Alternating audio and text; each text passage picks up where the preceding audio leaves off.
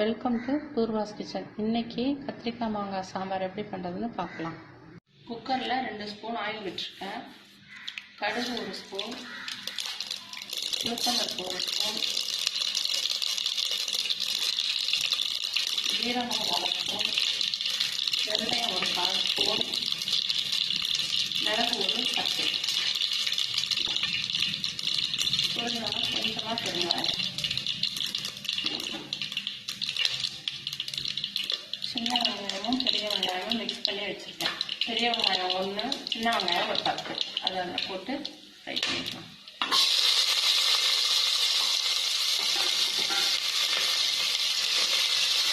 வெங்காயத்துக்கு கூட போடுறதுக்கு 3 பச்சை மிளகாய் கீறி வச்சுருக்கேன். ஒரு 2 மீடியம் சைஸ் தக்காளியை கட் பண்ணி வச்சுருக்கேன். பச்சை மிளகாய் அது கூடவே போட்டு நல்லா மிக்ஸ் பண்ணிக்கலாம். அது கூட கத்திரிக்காய் கட் பண்ணி வச்சுருக்கேன், அதையும் அது கூட போட்டு மிக்ஸ் பண்ணி நல்லா வதங்கணும்னு தண்ணி ஊற்றிக்கலாம். கொஞ்சமாக உப்பு போட்டு வதக்கிக்கலாம். உப்பு போட்டால் சீக்கிரமாக வதங்கிடும். எல்லாத்தையும் நல்லா வதக்கிட்டு தண்ணி ஊற்றிக்கலாம். கத்திரிக்காய் எல்லாமே நல்லா வதங்கிடுச்சு. இப்போ பருப்பு வேக வச்ச தண்ணியை அதில் விட்டுக்கலாம்.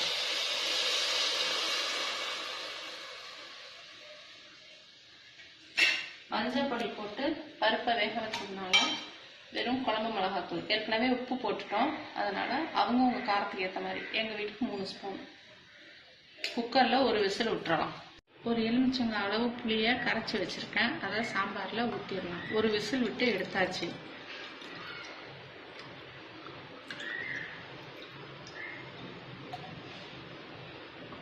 கருவேப்பிலை,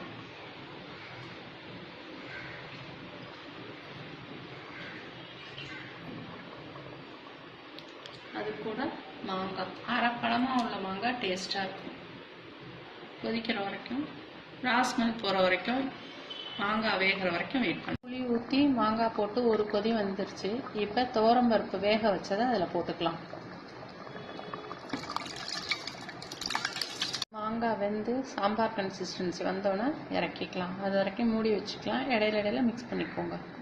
கத்திரிக்காய் மாங்காய் சாம்பார் ரெடி ஆயிடுச்சு. ட்ரை பண்ணுங்கள், என்ஜாய் பண்ணுங்கள். தேங்க்யூ.